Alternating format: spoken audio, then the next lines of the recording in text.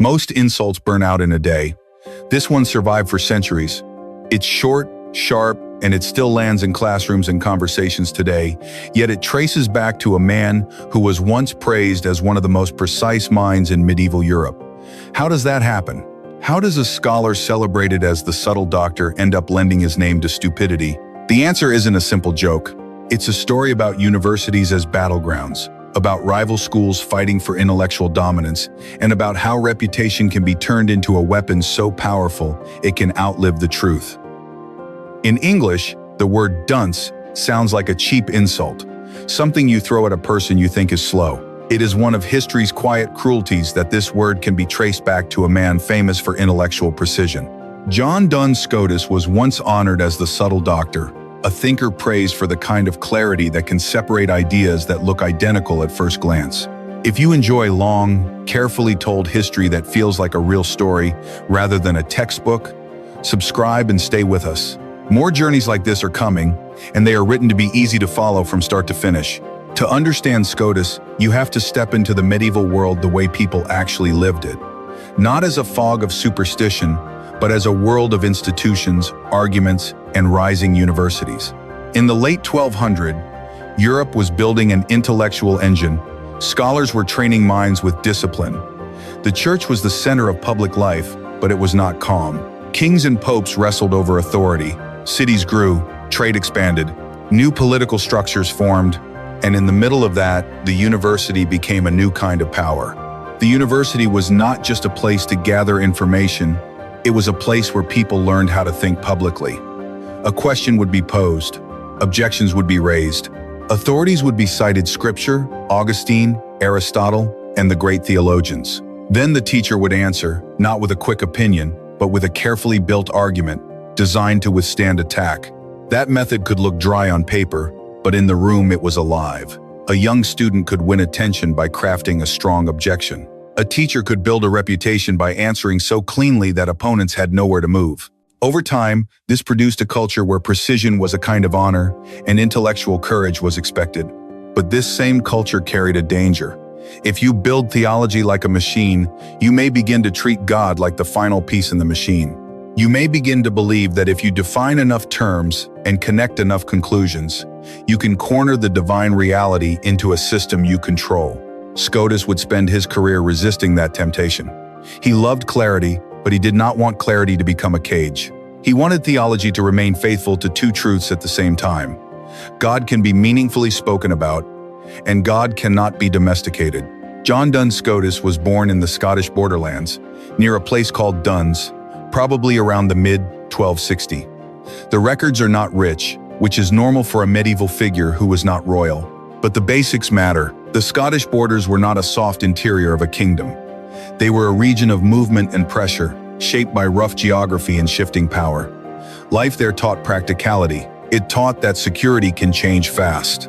It also taught that identity matters, because in borderlands, loyalty is not an abstract theory, it is survival. At some point, John entered the Franciscan order, the Friars Minor, founded by Francis of Assisi. This matters more than it might sound at first. Franciscans valued learning, but they carried a spiritual warning into learning. Francis himself was remembered for poverty, humility, and love for the vulnerable. His movement did not begin as an academic project. It began as a life project, built on radical devotion. When Franciscans entered universities, they had to live with tension. They studied in the same debate halls as everyone else, but they tried to keep theology from becoming pure ambition. They wanted learning that served faith, not learning that replaced faith with ego. This did not mean Franciscans were anti-intellectual.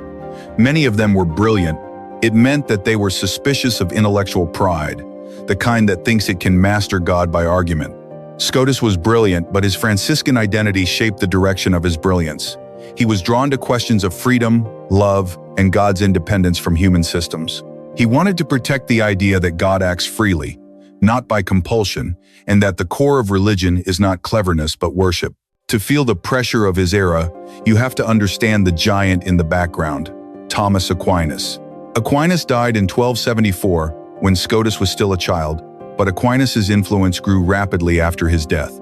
Aquinas represented the most confident form of scholastic synthesis. He showed how Christian doctrine could be expressed using Aristotelian philosophy without surrendering Christianity to pagan thought. He argued that reason can serve revelation. He argued that nature has intelligible structure because God is wise. He argued that theology can be systematic without losing its soul. For many, Aquinas was a model. For others, he was a target. Not because he was careless, but because his success raised a fear. What if the intellectual system becomes so powerful that it begins to sound necessary, as if even God must obey it? That fear became louder after a major event at the University of Paris.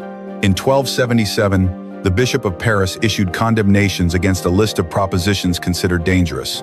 The atmosphere behind these condemnations was complicated, but the warning was clear: do not let philosophical necessity become a chain around divine power. Do not speak as if God can only act in the ways your system allows. Do not let Aristotle become the secret ruler over theology. Paris was the intellectual capital of Europe, and the 1277 condemnations became part of the air scholars breathed. It did not end scholastic reasoning. It pushed scholars to ask sharper questions. How far can human logic go? When does logic become arrogance? If God is truly omnipotent, could the world have been different? Could moral structures have been arranged differently? Are we confusing what is familiar with what is necessary? This climate made Scotus's focus feel urgent. His education and career likely began in England, with Oxford strongly associated with him. Oxford was a major center, not a provincial school. It had its own intense debates, especially between Franciscan and Dominican thinkers. These were not gentle disagreements. They were serious battles over how to understand God, knowledge, morality, and the structure of reality. Imagine the daily rhythm of a medieval scholar friar.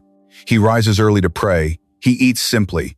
He lives in a community of vows. He enters a lecture hall where the teacher reads a text slowly and comments. Students write notes. Questions are asked. Objections are shaped. The best students learn to strike without being sloppy, to argue without wandering. The room is not calm. It is trained intensity. Scotus became famous inside that world for precision. He could take a question that seemed simple and reveal hidden complexity. He could also take a question that seemed hopelessly complex and bring it back into focus with distinctions that did not feel like tricks but like clarity. But Scotus's story is not only academic, it is also political. In the early 1300s, the biggest conflict shaping church politics was the battle between Pope Boniface VII and King Philip IV of France, often called Philip the Fair. The conflict was about authority and money and control, but beneath that, it was about something deeper. Who has the final word when spiritual claims collide with political power? Philip wanted greater control over church finances and influence within France. Boniface resisted, insisting on papal authority and warning against kings treating the church as a tool of the state. The conflict escalated into public confrontations. It was not a safe moment to be a church intellectual in Paris. Scholars could be pressured to take sides. Scotus took the papal side. That choice cost him. He was expelled from Paris during the political crackdown against those seen as disloyal to the king's demands. This is worth pausing on because it reveals a side of Scotus people don't expect. He was subtle in argument, but not evasive in conviction. He would not erase his loyalty to save his position.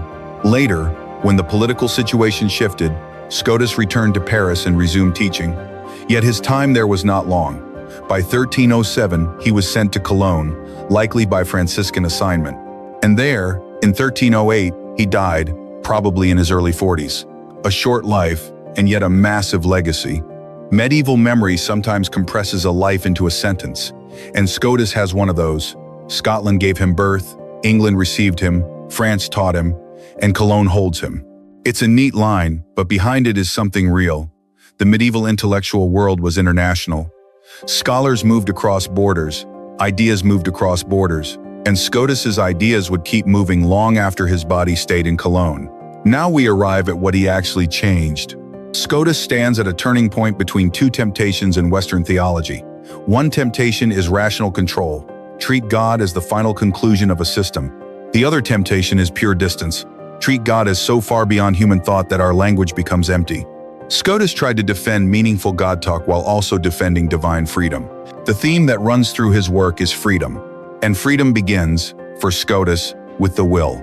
In broad terms, many earlier thinkers, especially those influenced by Aquinas, place strong emphasis on the intellect. The will chooses what the intellect judges to be good.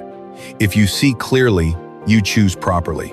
If you choose badly, it is because you are confused, ignorant, or misled. On this model, moral failure is largely a failure of knowledge. The remedy is illumination. Scotus did not deny that knowledge matters, but he insisted the will is not merely a passenger dragged along by the intellect's conclusions. The will has its own power. It can resist. It can choose otherwise. It can hold itself back even when it understands what is best. It can choose an inferior good even when it recognizes a superior good. That may sound like common sense today, but in the scholastic world, it was a deep shift.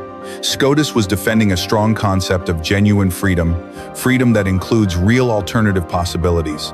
Human beings are not simply rational machines, they are agents. This matters for ethics because it makes responsibility sharper. If your will can choose otherwise, you cannot excuse everything by saying you didn't know. It also matters for theology because it protects God from being treated as a being who must do what reason demands. If humans can choose freely, how much more is God free? This is the heart of Scotus's project, to protect divine freedom from systems that sound like necessity. Creation is not something God was forced to do. The world is not inevitable. The universe exists because God willed it. Redemption is not something God was forced to do by an external law. God acts in freedom, and that freedom is not chaos. It is sovereignty. From this center, Scotus develops a distinction that becomes famous: God's absolute power and God's ordained power. The wording can sound intimidating, but the idea is straightforward. God's absolute power refers to what God could do considered simply as omnipotent, not bound by any created order. God could have created a different universe. God could have established different patterns in nature. God could have arranged history in ways we cannot imagine, as long as those possibilities do not contradict God's own nature. God's ordained power refers to what God chooses to do within the order God has freely established. Once God wills this world, God remains faithful to it. The world is stable because God is faithful, not because God is trapped. This distinction allowed Scotus to say two things at once. God is not imprisoned by the created order, yet the created order is reliable because God is consistent. This makes contingency important. It reminds you that what exists did not have to exist.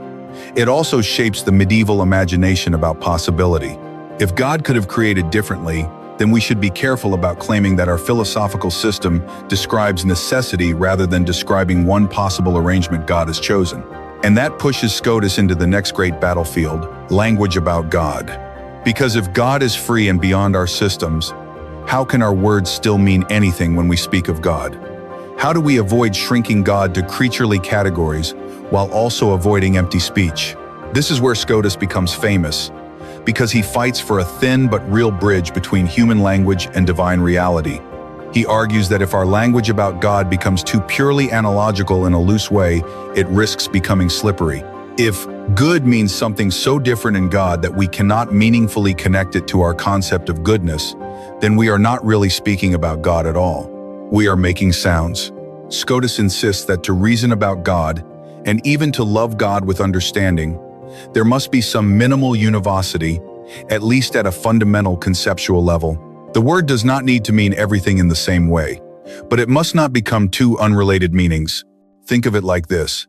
Scotus does not want to flatten God into the world. He does not want to make God a creature. He wants to make sure that when we say God exists, the word exists does not evaporate into mystery so thick that it means nothing. He wants theology to remain coherent without turning God into an object you can manage. This is why he is called the subtle doctor. His mind moves like a careful blade, cutting away false options. And now, as his ideas spread, they begin to form a living tradition. Because Scotus did not remain only Scotus, he became Scotism, a school of thought that would compete with Thomism, the school associated with Aquinas. Universities would become arenas where these two streams argued, sometimes fiercely, sometimes with real brilliance, sometimes with the kind of bitter pride that intellectual institutions can produce. And as the debates grew sharper, another danger grew too: imitators. When a thinker is subtle, bad imitation can become ridiculous. Students can multiply distinctions like weeds. They can turn clarity into cleverness for its own sake. Critics mocked Scotus' followers as overcomplicated, and over time that mockery stuck to the name Duns. The insult dunce is one of the bruises left behind by those academic wars. But the mockery does not erase the fact that Scotus' focus on freedom, on meaningful God talk, and on the deep reality of individual uniqueness reshaped late medieval thought. And as the century turned, a new thinker would arrive, William of Ockham, who would take the late medieval toolbox and sharpen it in a more radical direction. To see what Scotus truly changed, you have to see what happened after him, how his ideas were received, criticized, and transformed, and how they helped push Europe's intellectual life toward an early modern horizon. Because once Scotus's ideas entered the bloodstream of the universities, they did not stay quiet.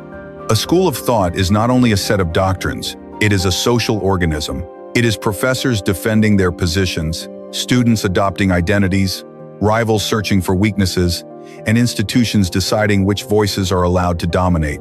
Scotus's influence grew in exactly that way. People began to speak not only of Scotus the man, but of Scotus as a tradition, and that tradition would shape late medieval theology for centuries. One reason Scotus became a founder of a tradition is that his central themes answered the anxieties of his age. After the condemnations of 1277, many thinkers felt a sharper need to defend divine freedom. They wanted theology that could not be accused of limiting God. Scotus offered tools for that. His language about absolute and ordained power made it possible to say, God's faithfulness makes the world stable.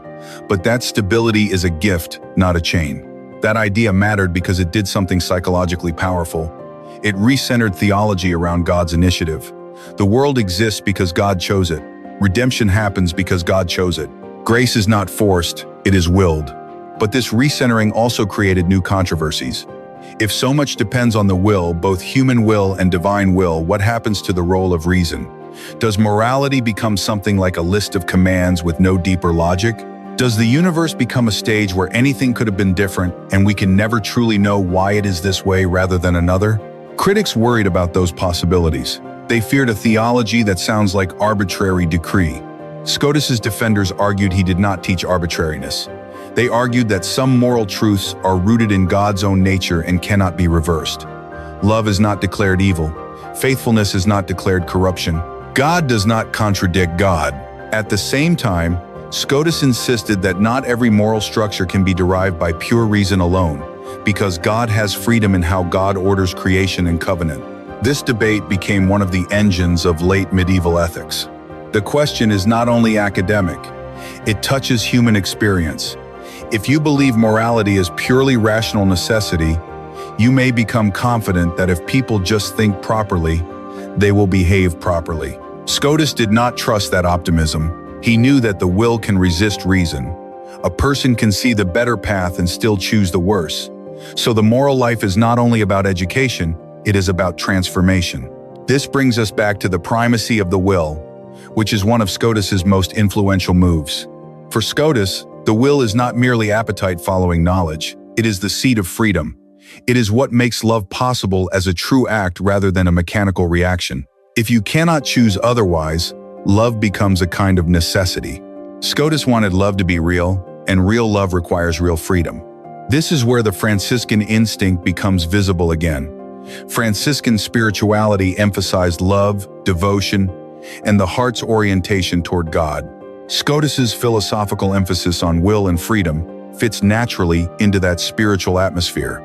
It tells you that faith is not merely a matter of having correct ideas. It is a matter of the will's direction.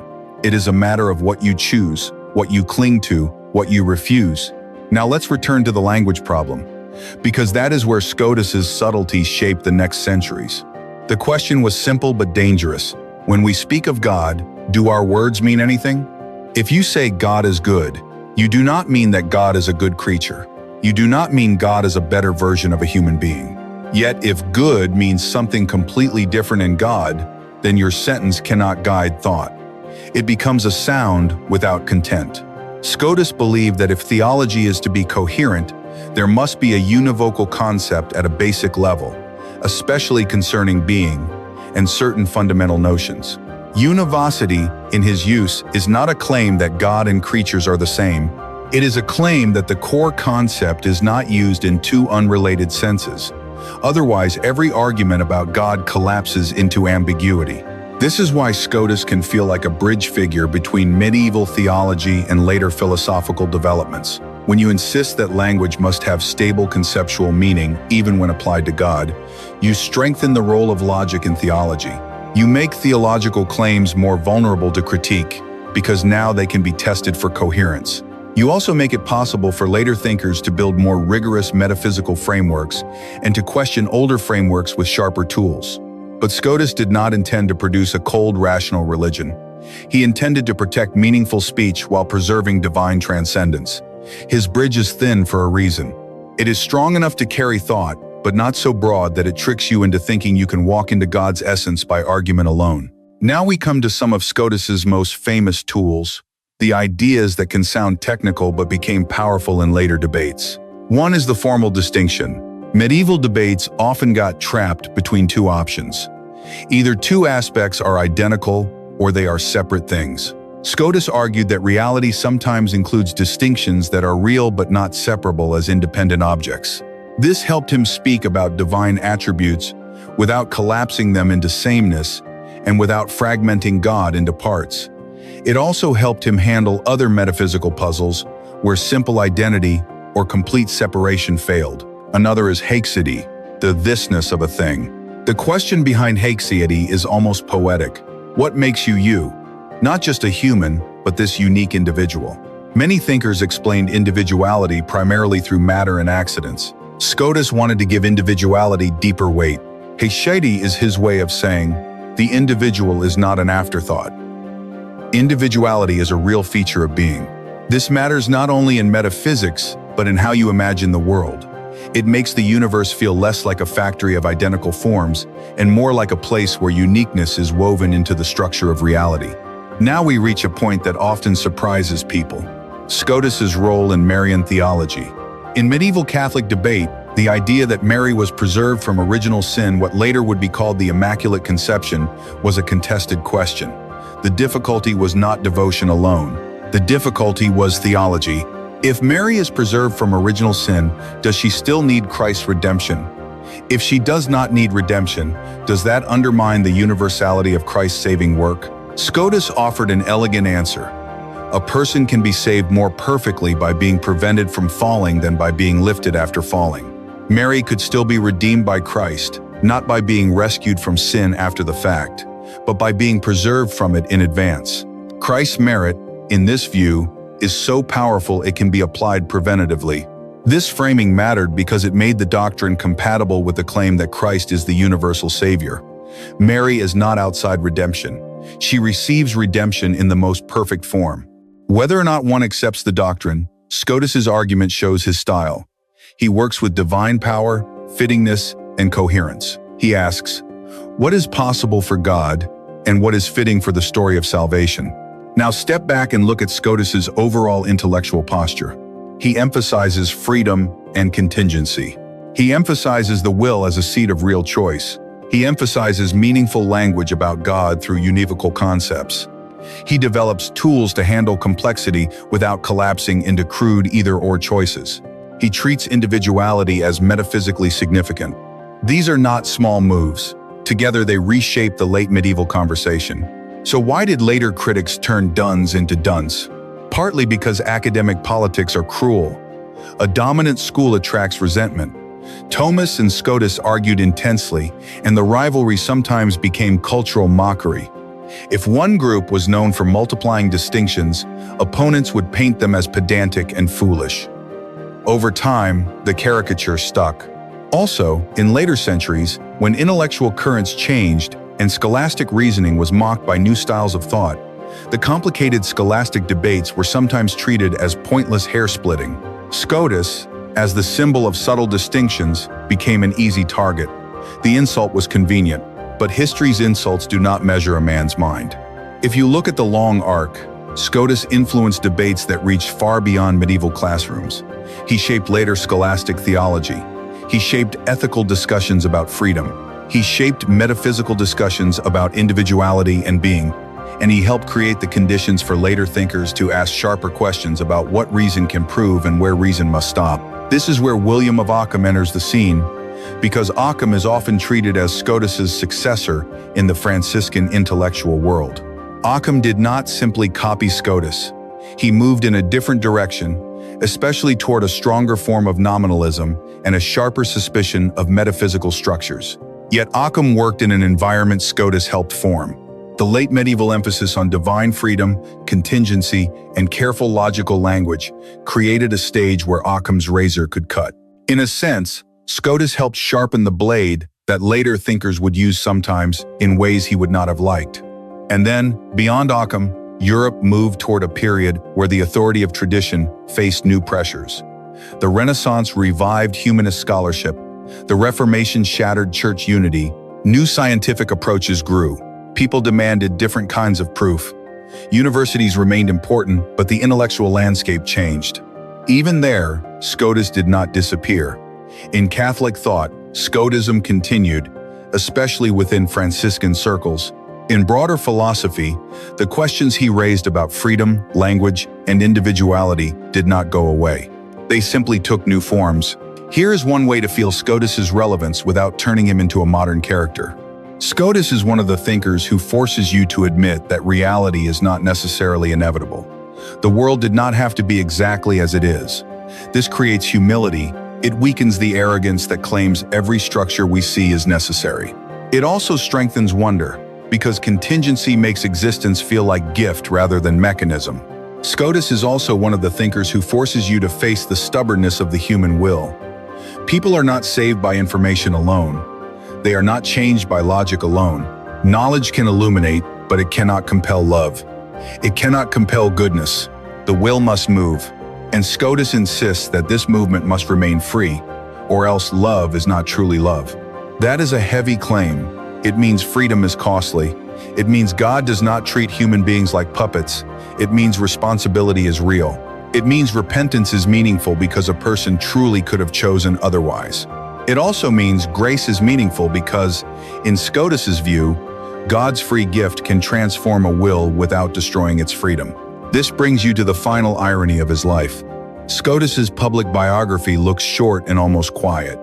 A scholar born near Duns, a Franciscan, a university teacher in England and Paris, an exile caught in a political struggle between Pope and King, a move to Cologne, a death too early. But his intellectual biography is long and loud. His ideas live beyond him, argued with Thomas, pushed by Scotus, sharpened and sometimes exaggerated, mocked by opponents, revived by defenders, and eventually woven into the broad history of Western thought. And the insult, dunce, which tried to bury him under ridicule, becomes almost a symbol of the very thing Scotus fought against, the laziness of careless language. Because Scotus believed words matter, meaning matters, distinctions matter, not because humans can control God, but because truth deserves clarity and because careless thinking leads to careless living.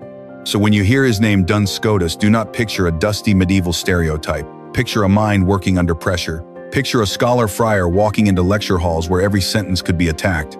Picture a man who tried to defend the freedom of God without collapsing into chaos, and who tried to defend meaningful speech about God without shrinking God into a creature. And if you want the simplest summary of his legacy, it is this. Scotus tried to keep God free. He tried to keep human beings responsible. He tried to keep language meaningful. He tried to give individuality real weight. And in doing that, he became one of the key voices at the edge of the medieval world, pointing toward a future where freedom, contingency, and careful logic would become even more central. That is why, centuries later, his name still matters far more than the insult that tried to steal it. Because once Scotus's ideas entered the bloodstream of the universities, they did not stay quiet. A school of thought is never only a set of conclusions. It becomes a social world. It becomes teachers defending a position, students forming an identity, rivals sharpening objections, and institutions deciding which voices will be rewarded. After Scotus died in Cologne, his thought did what powerful thought always does. It kept moving, carried by lectures, commentaries, disputations, and the stubborn habit of students copying what they had heard, line by line, into notebooks that could outlive them. That is how Scotus became more than a man. He became Scotism, and Scotism grew in a particular kind of soil, an era that was increasingly sensitive to freedom, contingency, and the limits of human systems. The late 1200 and early 1300 had taught scholars a lesson they could not unlearn. You can build a beautiful intellectual structure and still risk turning God into a prisoner of that structure. Scotus's whole instinct was to refuse that trap.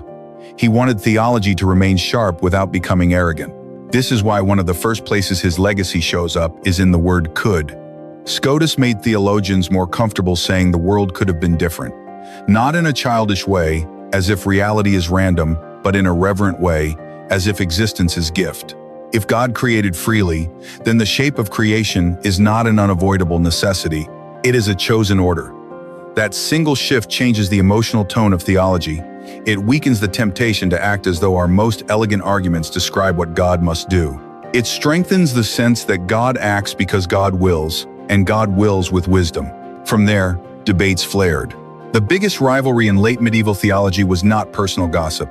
It was the rivalry between two intellectual streams, Thomism and Scotism. Thomas carried forward Aquinas' synthesis, emphasizing the harmony of reason and faith, the intelligibility of nature, and a moral life shaped strongly by the intellect's grasp of the good.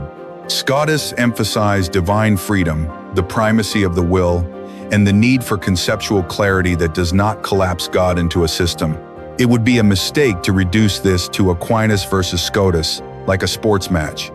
Many thinkers admired both, many borrowed from both, but the streams mattered because they shaped how different schools trained students to approach the same questions. One of those questions was moral law. If morality can be derived from reason as something like a natural necessity, then moral law is stable in a very strong way. It is built into the fabric of being, and the human mind can discover it. But Scotus's emphasis on divine freedom complicated that picture. He did not deny stability. He did not say morality is arbitrary. Yet he insisted that the moral order, in many respects, reflects God's free choice in establishing the created and covenantal order. That raised a hard question: which moral truths are necessary and which are contingent? Scotus's answer is more balanced than his critics sometimes admit. Some commands, he argued, are inseparable from God's own nature and therefore cannot be reversed. It is not a real possibility that hatred becomes goodness in God's sight. It is not a real possibility that faithfulness becomes evil. God does not contradict God. But Scotus also argued that many obligations depend on the order God wills, meaning they could have been arranged differently without contradicting divine nature. This is where later thinkers sometimes took Scotus in directions he would not have chosen. A more extreme voluntarism can sound like good is good only because God commands it, as if God could command cruelty and make it good. Scotus did not treat God that way. His vision of divine freedom was never meant to turn God into a capricious ruler. It was meant to protect God from being treated as a creature under external necessity. Still, the debate remained explosive because it touched how people imagine ethics itself. Is ethics primarily rational discovery or primarily faithful response? Is conscience mainly the mind recognizing a structure or the will aligning itself with God's will? In practice, many medieval teachers held both. But Scotus's emphasis helped pull attention toward the will and toward obedience as a truly free act, not a mechanical conclusion. That brings us to another central fight, the place of the will in the human person. Scotus's insistence on the will's primacy did not mean he despised reason. He meant something more precise. Reason can present goods, reason can show consequences, reason can illuminate, but the will is not forced to follow. It can choose, it can refuse, it can delay, it can cling to a lesser good, it can even, in a real sense, choose against what it knows. This makes human responsibility sharper and human dignity deeper. A person is not simply a calculator. A person is an agent. And for Scotus, that agency mattered because love matters. If love is to be love, it cannot be compulsion. Love must be freely chosen. Notice how close this is to the Franciscan heart. The Franciscan tradition had always been suspicious of a faith reduced to sterile intellectual control. It wanted devotion, humility, and love. Scotus gave that spiritual instinct a philosophical backbone. He made it possible to speak of love not as a blind feeling, but as a free act rooted in the will. Now, the most famous battlefield in Scotus's legacy is language about God. Medieval theologians knew they were walking on a ridge. If you speak about God in the same way you speak about creatures, you risk shrinking God to the level of created things. If you speak about God in a completely different way, your words lose meaning and your theology dissolves into fog.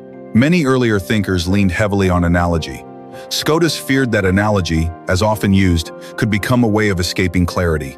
If a word means one thing for creatures and something entirely unrelated for God, then arguments about God become impossible, because your terms slide around.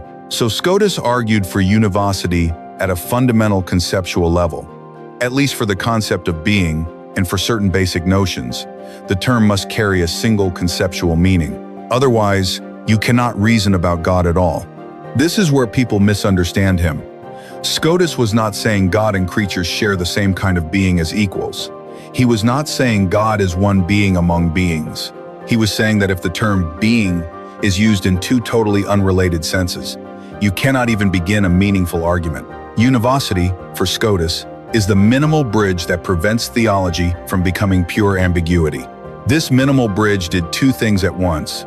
It strengthened the role of logic in theology, because now arguments could be made with more stable terms. And it also exposed theology to sharper critique, because a claim expressed in coherent concepts can be tested for coherence. In other words, Scotus helped theology speak more clearly, but clarity also invites scrutiny. That is one reason Scotus can look like a hinge between medieval scholasticism and later philosophical developments. Once you insist on conceptual stability, you create conditions where later thinkers can push logic harder, sometimes in ways that shift theology toward a more strictly rational style. Scotus did not intend to build a cold machine, but he did sharpen the tools. Now we come to Scotus's signature instruments, the ones that often sound technical but were designed to solve real problems. One is what later readers call the formal distinction. In many debates, thinkers felt forced into a crude choice. Either two aspects are identical, or they are completely separate. But reality, Scotus argued, often includes distinctions that are real without being separable like two objects. This allowed him to speak about divine attributes without collapsing them into a single undifferentiated blob and without dividing God into parts. If that sounds abstract, think of what theologians were trying to do. They wanted to say God is one. They also wanted to say God is wise, just, merciful, and powerful. If you treat all these as simply identical in every sense, you risk making the language meaningless. If you treat them as separate components, you risk breaking divine simplicity. Scotus's formal distinction was a way to speak carefully without forcing theology into false extremes. Another is the idea often called haexiety, thisness. It asks a question that feels personal. What makes an individual not just a member of a category, but this particular individual? What makes you not merely a human, but you? Some thinkers explained individuality mainly through matter and accidental features. Scotus wanted to grant individuality deeper, metaphysical weight. Haexiety is the principle of individuation that accounts for this, not merely as an instance of a form. This idea has a quiet beauty. It suggests that individuality is not a mistake in the system. It is part of reality's design. In a universe created freely by God, uniqueness can be treated as meaningful, not as noise. These tools, formal distinction and haexiety, became part of the late medieval intellectual toolkit. Even thinkers who disagreed with Scotus had to respond to them. You do not ignore a tool that solves a problem your rivals keep raising. Now, Scotus also gained a special reputation in Marian theology. The medieval debate over the Immaculate Conception was not only sentimental devotion, it was a hard theological puzzle. If Mary was preserved from original sin, does that imply she did not need redemption? And if she did not need redemption, what happens to the claim that Christ is the universal Savior? Scotus offered an answer that many later Catholics found persuasive. The most perfect kind of redemption is not rescue after a fall, but preservation from falling. In that framework, Mary still depends entirely on Christ. She is saved by Christ's merits, applied in advance. Christ's saving work is not weakened, it is displayed as more powerful. This argument fits Scotus's style. He thinks in terms of divine power, fittingness, and coherence. He asks what God can do, what would be fitting for God's work, and how the result can be expressed without contradiction. Again, whether you accept the doctrine or not, the point is that Scotus's mind was always trying to preserve both freedom and order. Freedom in God, and order in how theology speaks. Now we return to the strange afterlife of Scotus's name. How did the subtle doctor become linked to Dunce? Partly, it was academic politics. Rival schools mock each other. If Scotus multiplied distinctions, opponents called them hair splitters. If Thomas emphasized systematic order, opponents could call them rigid. Over time, caricature hardens. A school becomes a stereotype. Another reason is that later centuries changed their taste. As the Renaissance and early modern period unfolded, many thinkers mocked scholastic method as too technical and too removed from real life. The very precision Scotus was praised for began to look, to later critics, like useless complexity. When cultural taste shifts, yesterday's admired art becomes tomorrow's joke, and once an insult enters popular language, it rarely keeps its original meaning. Dunce drifted away from the actual thinker and became a general insult for stupidity. Scotus did not become stupid. The word simply broke away from its source, like a branch floating downriver. But if you look at Scotus's real legacy, the insult is almost absurd. His thought reshaped the late medieval conversation about freedom, about moral responsibility, about the limits of philosophical necessity, and about how language can meaningfully point toward God. He helped create the environment in which later thinkers could push questions more sharply. This is where William of Ockham often enters the story. Ockham is sometimes treated as Scotus's heir, especially because both worked within the broader Franciscan intellectual world. But Ockham did not simply continue Scotus. He intensified certain themes and rejected certain metaphysical commitments. Ockham became more suspicious of elaborate metaphysical structures and more focused on what can be stated with minimal assumptions. His famous razor cuts away unnecessary entities. Yet even Ockham's sharpness makes more sense against the backdrop Scotus helped form. A climate that emphasizes divine freedom and contingency, and that insists on conceptual clarity, creates a stage where Ockham can do his work. In other words, Scotus did not cause everything that came next, but he helped adjust the intellectual atmosphere. He made certain questions unavoidable, and that is why Scotus remains a crucial figure at the edge of the medieval world. He is not simply one more medieval lecturer. He is a thinker who forces you to recognize that reality is not a closed machine. Existence is gift. God is free. Love is free. The human will is not a puppet. Language about God must be meaningful, but it must not pretend to master what it describes. If you strip his legacy down to a few steady truths, they sound almost like a creed for intellectual humility. God is not forced by our systems. The world did not have to exist. Human beings can choose, and therefore are responsible. Love must remain free to be love. Our words must mean something, or else we cannot truly think or worship. That is Scotus in the simplest terms. And if you return, one last time, to the insult that tried to erase him, you can see the irony. Scotus spent his life defending meaning against careless confusion. The word dunce is meaning turned careless. It is history forgetting what it is holding. So when you hear the name John Duns Scotus, do not think of a silly cap or a classroom joke. Think of a scholar friar in a high-pressure world, building distinctions not to impress but to protect truth. Think of a mind that refused to let theology become arrogance and refused to let theology become fog. Think of a man whose short life left a long shadow across the intellectual history of the West, and that is the real ending of his story.